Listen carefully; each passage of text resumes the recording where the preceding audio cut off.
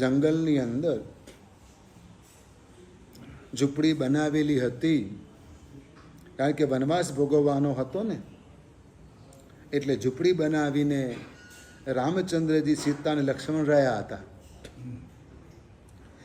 લક્ષ્મણ કંઈક કામ માટે ગયા હતા બહાર, સરોવરના કિનારે પાણી લેવા, ફળ લેવા તેમ ગયા હતા. રામચંદ્ર સીતાજી બંને જણા ઓટલા ઉપર, ઝૂંપડીના ઓટલા પર બેઠા હતા. બંને પગ લટકાઈને બેઠેલા હતા. હા, અને રામચંદ્રજીએ સીતાના પગની સામે હાથ કરીને કહ્યું, આચરણ કેટલા સુંદર દેખાય છે, કે તમારા પગ કેટલા સુંદર દેખાય છે. સીતાજી શરમાઈ ગયા.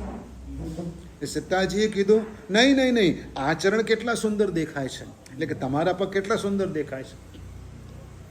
એમાં બે વચ્ચે મીઠો ઝઘડો થયો. એટલામાં લક્ષ્મણ આવ્યા. હા, એટલામાં લક્ષ્મણજી આવ્યા, અને લક્ષ્મણજીએ પણ આ વાત સાંભળી, પણ એ તો ચૂપ, કંઈ બોલવાનું નહીં. મોટા ભાઈ છે, ભાભી છે, કશું બોલવાનું નહીં.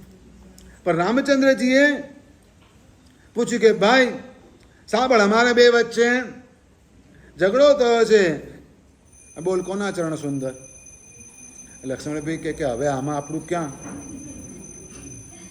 લક્ષ્મણે કીધું કે જો મને આમાં કંઈ ખબર પડે નહીં, મારા માટે તો બંને પૂછે, એટલે બંનેના ચરણ સુંદર, પણ આપ જવાબ આપો કે બેમાંથી ચરણ સુંદર કોના. આખરે આવી રામચંદ્રજી પર વાત.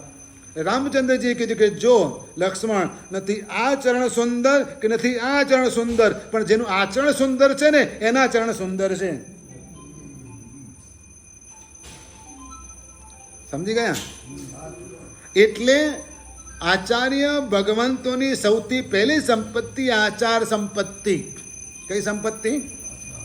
બીજી સંપત્તિ શ્રુત સંપત્તિ. શ્રુત સંપત્તિ, શ્રુત એટલે જ્ઞાન,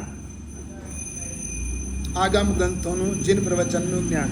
એટલે બીજી સંપત્તિ શ્રુત સંપત્તિ. આચાર્ય ભગવંતો શ્રુત સંપન્ન હોય.